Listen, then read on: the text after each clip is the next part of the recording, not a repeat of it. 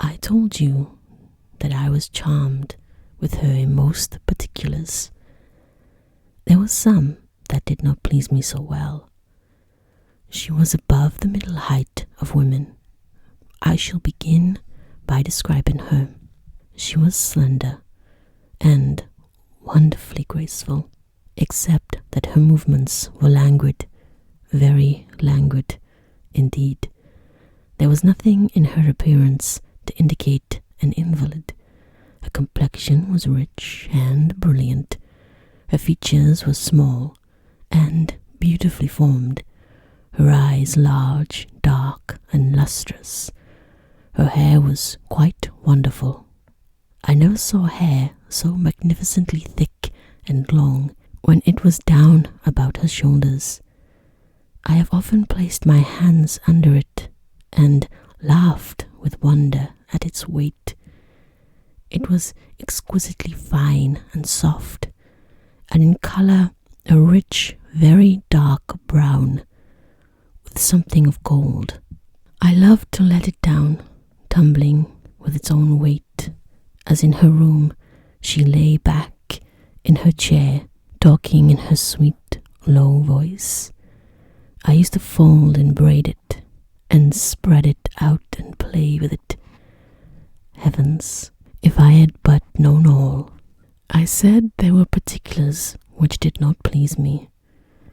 I have told you that her confidence won me the first night I saw her, but I found that she exercised with respect to herself, her mother, her history, everything in fact connected with her life, plans, and people, and ever a wakeful reserve.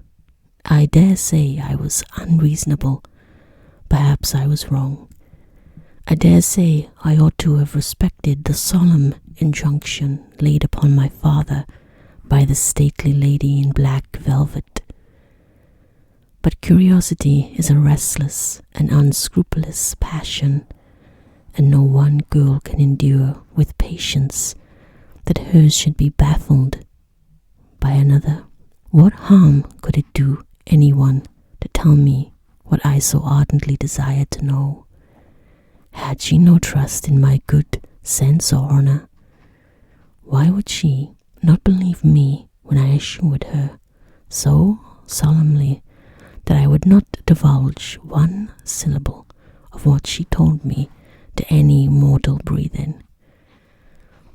There was a coldness, it seemed to me, beyond her years, in her smiling, melancholy, persistent refusal to afford me the least ray of light. I cannot say we quarrelled upon this point, for she would not quarrel upon any. It was, of course, very unfair of me to press her, very ill-bred, but I really could not help it, and I might just as well have let it alone.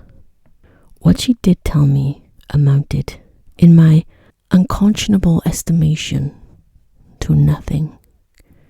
It was all summed up in 3 very vague disclosures. First, her name was Carmilla. Second, her family was very ancient and noble. Third, her home lay in the direction of the west. She would not tell me the name of her family, nor their armorial bearings, nor the name of their estate, nor even that of the country they lived in. You are not to suppose that I worried her incessantly on these subjects. I watched opportunity and rather insinuated than urged my inquiries. Once or twice, indeed, I did attack her more directly, but no matter what my tactics, utter failure was invariably the result. Reproaches and caresses were all lost upon her. But I must add this, that her evasion was conducted with so pretty a melancholy and deprecation, with so many and even passionate declarations of her liking for me, and trust in my honor, and with so many promises that I should at last know all, that I could not find it in my heart long to to be offended with her. She used to place her pretty arms about my neck and draw me to her, and laying her cheek to mine, murmur with her lips near my ear, "Dearest, your little heart is wounded.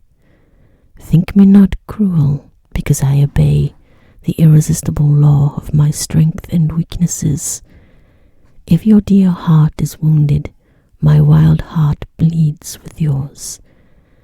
In the rapture of my enormous humiliation, I live in your warm life, and you shall die, sweetly die into mine. I cannot help it as I draw near to you. You, in your turn, will draw near to others, and learn the rapture of that cruelty which yet is love. So, for a while, seek to know no more of me and mine, but trust me with all your loving spirit." And when she had spoken such a rhapsody, she would press me closely in her trembling embrace, and her lips, in soft kisses, gently glow upon my cheek. Her agitations and her language were unintelligible to me. From these foolish embraces, which were not of very frequent occurrence, I must allow, I used to wish to extricate myself, but my energies seemed to fail me. Her murmured words sounded like a lullaby in my ear, and soothed my resistance into a trance from which I only seemed to recover myself when she withdrew her arms. In these mysterious moods, I did not like her. I experienced a strange, tumultuous excitement that was pleasurable, ever and anon mingled with a vague sense of fear and disgust.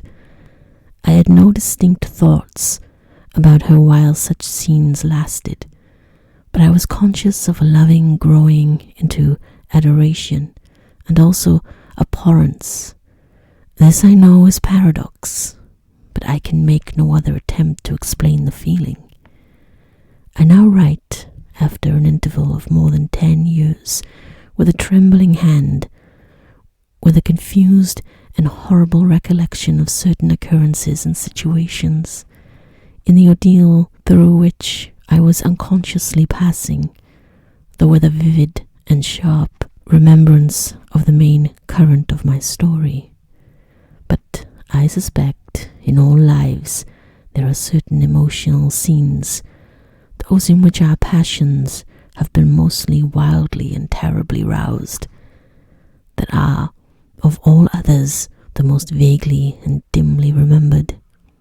Sometimes, after an hour of apathy, my strange and beautiful companion would take my hand and hold it with fond pressure, renewed again and again, blushing softly, gazing in my face with languid and burning eyes, and breathing so fast that her dress rose and fell with a tumultuous respiration. It was like the ardor of a lover. It embarrassed me. It was hateful and yet overpowering. And with gloating eyes she drew me to her, and her hot lips travelled along my cheek in kisses, and she would whisper, almost in sobs, "You are mine. You shall be mine. You and I are one forever." Then she had thrown herself back in her chair with her small hands over her eyes, leaving me trembling. "Are we related?" I used to ask. "What can you mean by all this? I remind you perhaps of someone whom you love." "But you must not. I hate it. I don't know you. I don't know myself when you look so and talk so." She used to sigh at my vehemence and turn away and drop my hand. Respecting these very extraordinary manifestations, I strove in vain to form any satisfactory theory. I could not refer them to affection or trick. It was mistakenly the the momentary breaking out of suppressed instinct and emotion. Was she, notwithstanding her mother's volunteered denial, subject to brief visitations of insanity? Or was there here a disguise and a romance? I had read in old storybooks of such things. Whatever boyish lover had found his way into the house and sought to prosecute his suit in masquerade with the assistance of a clever old adventuress. But there were many things against this hypothesis, highly interesting as it was to my vanity. I could boast of no little attentions such as masculine gallantry delights to offer. Between these passionate moments there were long intervals of commonplace, of gaiety, of brooding melancholy, during which, except that I detected her eyes so full of melancholy fire following me, at times I might have been as nothing to her, except in these brief periods of mysterious excitement. Her ways were girlish, and there was always a languor about her, quite incompatible with a masculine system in a state of health. In some respects, her habits were odd, perhaps not so singular in the opinion of an old town lady like you, as they appeared to us rustic people. She used to come down very late, generally not till 1 o'clock. She would then take a cup of chocolate, but eat nothing. We then went out for a walk, which was a mere saunter, and she seemed almost immediately exhausted, and either returned to the schloss or sat on one of the benches that were placed here and there along the trees. This was a bodily languor in which her mind did not sympathize.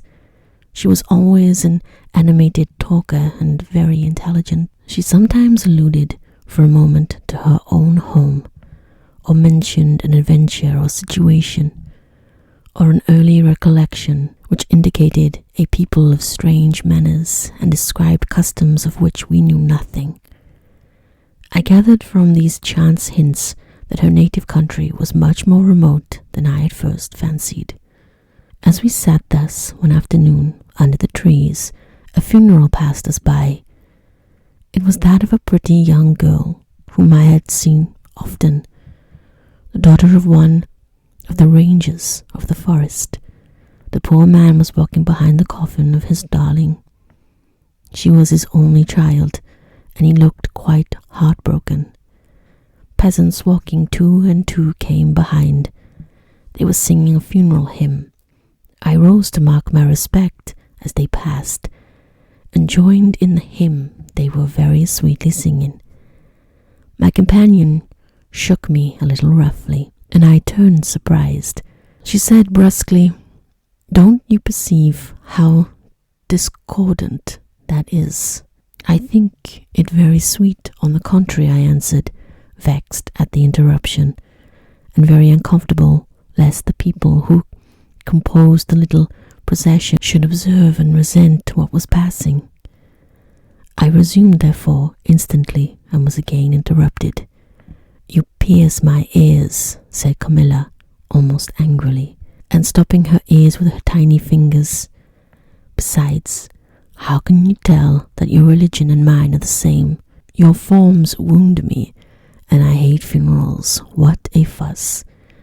Why must you die? Everyone must die, and all are happier when they do. Come home." "My father has gone with the clergyman to the churchyard. I thought you knew she was to be buried today."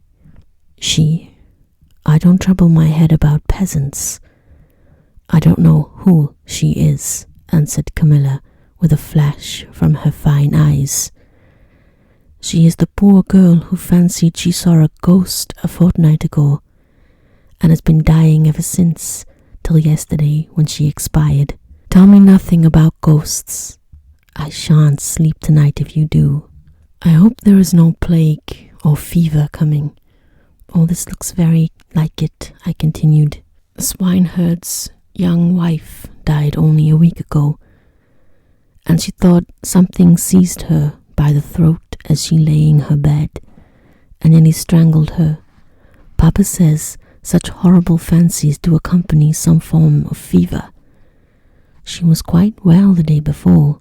She sank afterwards and died before a week. Well, her funeral is over, I hope, and her hymn sung, and our ears shan't be tortured with that discord and jargon.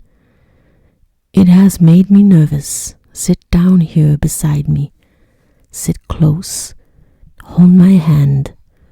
Press it hard, hard, harder. We had moved a little back and had come to another seat. She sat down. Her face underwent a change that alarmed and even terrified me for a moment. It darkened and became horribly livid. Her teeth and hands were clenched, and she frowned and compressed her lips while she stared down upon the ground at her feet, and trembled all over with a continued shudder as irrepressible as ague. All her energy seemed strained to suppress a fit with which she was then breathlessly tugging, and at length a low convulsive cry of suffering broke from her, and gradually the hysteria subsided. "There, that comes of strangling people with hymns," she said at last.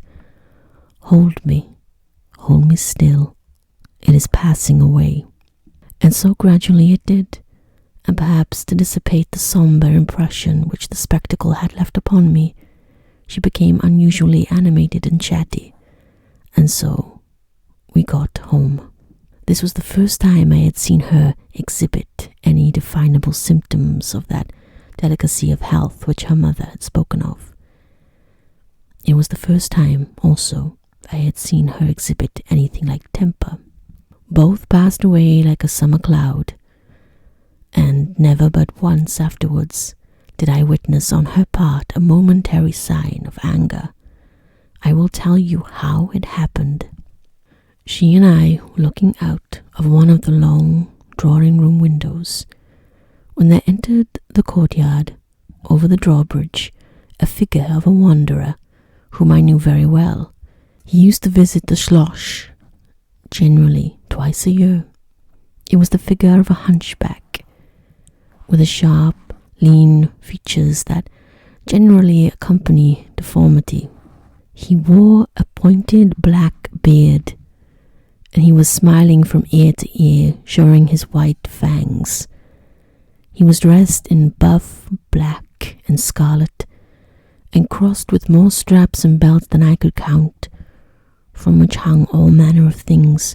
Behind he carried a magic lantern and 2 boxes, which I well knew, in one of which was a salamander, and in the other a mandrake.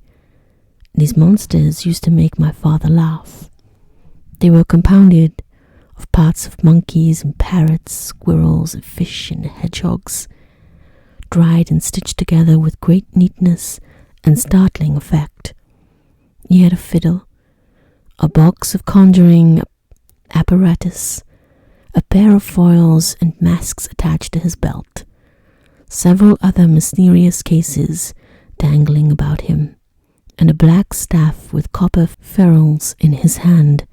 His companion was a rough, spare dog that followed at his heels, but stopped suspiciously at the drawbridge, and in a little while began to howl dismally. In the meantime, the mountebank, standing in the midst of the courtyard, raised his grotesque hat and made us a very ceremonious bow, paying his compliments very volubly. Execrable French and German, not much better. Then, disengaging his fiddle, he began to scrape a lively air to which he sang with a merry discord, dancing with ludicrous airs and activity that made me laugh in spite of the dog's howling. Then he advanced to the window with many smiles and salutations, and his hat in his hand, and his hat in his left hand, his fiddle under his arm, and with a fluency that never took breath, He gabbled a long advertisement of all his accomplishments and the resources of the various arts which he placed at our service, and the curiosities and entertainments which it was in his power at our bidding to display. Will your ladyships be pleased to buy an amulet against the opiah, which is going like the wolf, I hear, through these woods, he said, dropping his hat on the pavement. They are dying of it right and left, and here is a charm that never fails. Only bend the pillow, and you may laugh in his face. These charms consisted of oblong slips of vellum, with cabalistic ciphers and diagrams upon them. Carmilla instantly purchased one, and so did I. He was looking up, and we were smiling down upon him, amused at least. I can answer for myself. His piercing black eye, as he looked up in our faces, seemed to detect something that fixed for a moment his curiosity. In an instant he unrolled a leather case, full of all manner of odd little steel instruments. "See here, my lady," he said, displaying it and addressing me. "I profess, among other things less useful, the art of dentistry. Plague take the dog," he interloped. "Silence, beast," he howls so that your ladyships can scarcely hear a word. "Your noble friend, the young lady at your right, has the sharpest tooth, long and thin, pointed, like an owl, like a needle. With my sharp and long sight, as I look up, I have seen it distinctly. Now if it happens to hurt the young lady, and I think it must, here I am. Here are my file, my punch, my nippers. I will make it round and blunt, if her ladyship pleases. No longer the tooth of a fish, but of a beautiful young lady as she is. Eh? Is the young lady displeased? Have I been too bold? Have I offended her?" The young lady indeed looked very angry as she drew back from the window. "How dares that mountebank insult us so? Where is your father? I demand redress from him. My father would have had the wretch tied up to the pump and flogged with a cart whip, and burned to the bones with the cattle brand." She retired from the window a step or two and sat down, and had hardly lost sight of the offender when her wrath subsided as suddenly as it had risen, and she gradually recovered her usual tone, and seemed to forget the little hunchback and his follies. My father was out of spirits that evening. On coming in, he told us that there had been another case very similar to the two fatal ones which had lately occurred. The sister of a young peasant on his estate, only a mile away, was very ill, had been, as she described it, attacked very nearly in the same way, and was now, surely but steadily sinking. All this, my father said, is strictly referable to natural causes. These poor people infect one another with their superstitions, and so repeat in imagination the images of terror that have infested their neighbors. But that very circumstance frightens one horribly, said Carmilla. How so? Inquired my father. I am so afraid of fancying I see such things. I think it would be as bad as reality. We are in God's hands. Nothing can happen without his permission, and all will end well for those who love him. He is our faithful Creator. He has made us all and will take care of us. Creator, nature, said the young lady in answer to my gentle father, and this disease that invades the country is natural. Nature, all things proceed from nature, don't they? All things in heaven, in earth, and under the earth act and live as nature ordains. I think so. The doctor said he would come here today, said my father after a silence. "I want to know what he thinks about it, and what he thinks we had better do." "Doctors never did me any good," said Carmilla. "Then you have been ill?" I asked. "More ill than ever you were," she answered. "Long ago? Yes. A long time. I suffered from this very illness, but I forget all but my pain and weakness, and they were not so bad as I suffered in other diseases." "You were very young then, I dare say. Let us talk no more of it. You would not wound a friend." She looked languidly in my eyes and passed her arm round my waist lovingly and led me out the room. My father was busy over some papers near the window. "Why does your papa like to frighten us?" said the pretty girl with a sigh and a little shudder. "He doesn't, dear Carmilla.